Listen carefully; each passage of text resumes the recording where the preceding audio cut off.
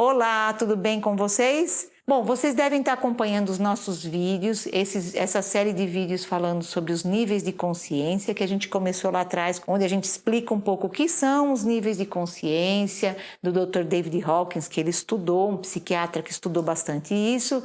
E nós estamos fazendo uma série dos vídeos, primeiro, dos níveis de consciência negativos, que todo ser humano tem em algum momento da sua vida, da sua jornada. E é importante a gente entender que essa escala não é uma escala fixa, é uma escala onde eu posso estar transitando de um estado para outro, mas é importante a gente entender que essa escala, de alguma forma, traz para nós parâmetros de como a gente está atuando e organizando a nossa própria vida.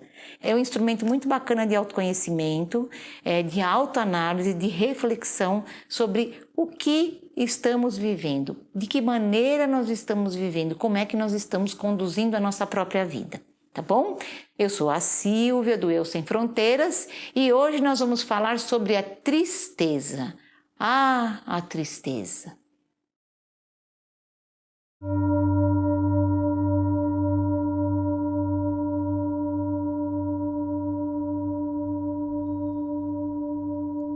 O estado da tristeza, ele está um pouco acima da apatia, porque já existe algum nível de energia. Na apatia, o nível de energia é muito baixo, muitíssimo baixo. É como se fosse uma morte em vida.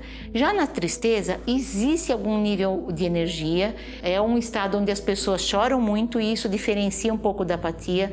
O choro é uma forma da gente externar, trazer e reconhecer esse sentimento. E isso é bastante importante. Seja lá qualquer sentimento, qualquer emoção, é muito importante que a gente reconheça. E o choro é uma forma de reconhecer a tristeza. A pessoa que vive nesse estado é uma pessoa que se lamenta, que vive num eterno luto e às vezes até existe realmente um luto verdadeiro, né? Uma perda verdadeira de uma pessoa, de uma situação, do emprego, mas é uma pessoa que permanece nesse estado se lamentando, se queixando, como se a vida não tivesse como ir adiante.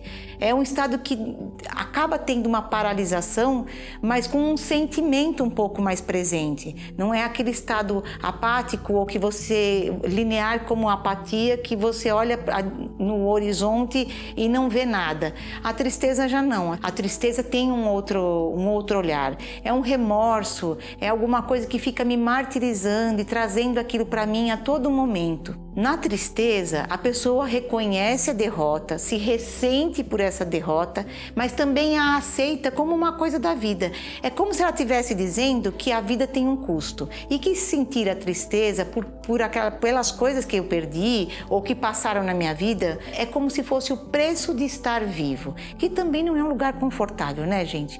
Mas reconhecer que a gente está triste, deixar que essa tristeza aflore através do choro é de grande importância para que a gente consiga sair desse estado. Normalmente, pessoas que vivem nesse estado são pessoas que se acostumam a perder as coisas. A família, o emprego, as oportunidades, os amigos ou qualquer coisa que esteja na vida dela. É como se ele fosse um infeliz, que tudo na vida dele acontece desta forma e ele acaba se acostumando com essa situação. Aquela pessoa que está sempre com aquele ar pesado, que não consegue ser grato por nada, que não consegue ver a gratidão ou as coisas boas que acontecem ao seu redor, por melhor que elas sejam.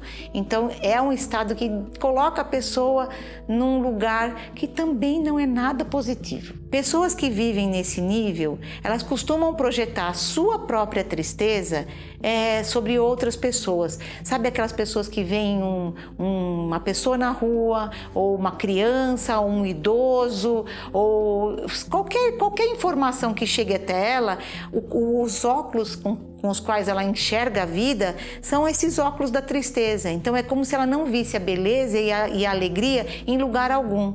Então tudo reflete aquilo que está dentro dela. Então ela vê o idoso na rua, ela pensa naquilo como uma coisa ruim, como um momento triste da vida. Ela vê uma criança, ela pensa naquilo que a criança vai viver quando crescer e das dificuldades, e não da alegria e da vida que existe ali, daquilo que pode existir de bom. Ela foca naquele negativo e na tristeza, e não naquilo que pode ser bom naquela situação ou naquela pessoa. Geralmente as pessoas que vivem nesse estado, elas não têm um amor próprio, elas não trabalham isso nelas. É como se elas nem tivessem muito direito a isso. É um estado que eu estou acostumado a perder, a não ser feliz, a vida é pesada, a vida é difícil, então eu vou continuar vivendo assim mesmo, porque é o que eu tenho à disposição para mim. A tristeza é um sentimento importante de a gente ter quando ela é um trampolim para uma mudança nossa. Quem não assistiu Divertidamente? Quem não assistiu, eu digo para assistir, porque a tristeza nesse momento ela foi muito útil para aquela pessoa. Então é importante a gente entender como esse sentimento roda dentro de nós. O que ele é capaz de fazer. Então já é um estado onde existe um nível maior de energia do que da apatia, mas que pode fazer a gente seguir adiante, dependendo, é claro, dos óculos que a gente colocar para olhar a vida. O que é importante para a gente sair desse estado? É olhar para ele, é reconhecer. Gente, isso é comum para qualquer sentimento que a gente tenha. É reconhecer que a gente sente aquilo, porque tem muitas pessoas que sentem tristeza, mas elas fazem o possível para fingir que não estão sentindo aquilo, para abafar delas próprias. Então, deixa vir o choro. Observa, fala, sim, eu estou triste, e chora e deixa aquilo se esgotar. Existem pessoas que têm medo de chorar porque acham que nunca vão parar, porque acham que tem tanta tristeza dentro de si que se começar a chorar, o resto da vida vai ser assim. E muitas vezes não é isso. Esse choro vai vir até o momento que a gente esgota aquele momento de tristeza. E aí sim, você consegue reconhecer, dar vazão, porque é muito importante que a gente dê vazão aos nossos sentimentos, às nossas emoções, para que elas não fiquem guardadas. Porque se você guardar a tristeza por muito tempo, você vai cair para a apatia. Você vai voltar lá para a apatia. E aí sim você entra num estado depressivo. Então a tristeza que não é reconhecida vira uma depressão. Essa tristeza que é abafada em algum momento da sua vida vai virar uma apatia, uma procrastinação, uma autossabotagem com a sua própria vida. Principalmente os homens. As mulheres são seres que choram com muito mais facilidade, né? A gente já é conhecida por isso, mas os homens também são fruto de uma cultura onde eles não podiam demonstrar essa tristeza, onde eles tinham que demonstrar força. Então, talvez esse seja um sentimento muito mais abafado até pelos homens do que pelas mulheres. Isso não é nenhuma estatística, é apenas um fato, mas assim, a nossa cultura não estimula os homens a chorarem. Muitas mulheres que se colocam hoje no mercado de trabalho, que concorrem com cargos masculinos, elas têm isso e acabam tendo que abafar, porque mostrar essa fragilidade do choro ou da tristeza as colocam no lugar de menor competitividade.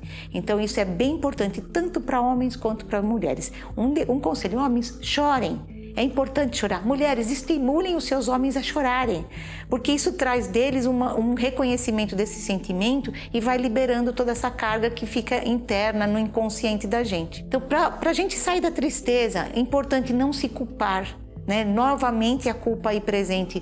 Não se culpe por se sentir triste. Deixe fluir esse sentimento, que ele vai se esgotar por si só. Mergulhe nele.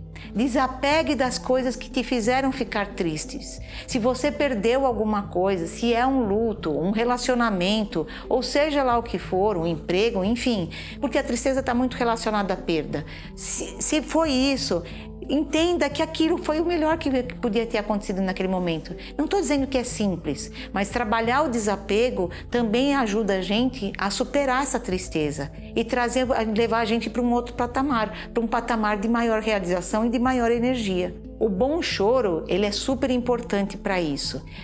Acho que seria a forma mais simples da gente desaguar essa tristeza, fazer com que ela saia. Mas é importante também que ela tenha um tempo. Então, não ter medo de chorar eternamente, mas também não ter medo de chorar. É deixar que siga esse fluxo e também perceba, sim, já chorei, pronto, reconheci que eu estou triste. Parece um mecanismo tão simples, E é simples, mas a gente normalmente não permite isso para nós. A gente quebra isso. Quando a gente está triste, a gente vai fazer qualquer outra coisa. Eu estou triste, eu vou ver uma televisão que é para me distrair. Ou eu vou fazer qualquer outra coisa para que me tire desse estado. Então, eu tenho o medo da gente é de enfrentar a tristeza. E às vezes, um choro, olhar para isso, deixar chorar 5, 10, 15 minutos, seja lá o que for. Chorei hoje, chorei amanhã. Esse sentimento vai se esvaindo, ele vai saindo.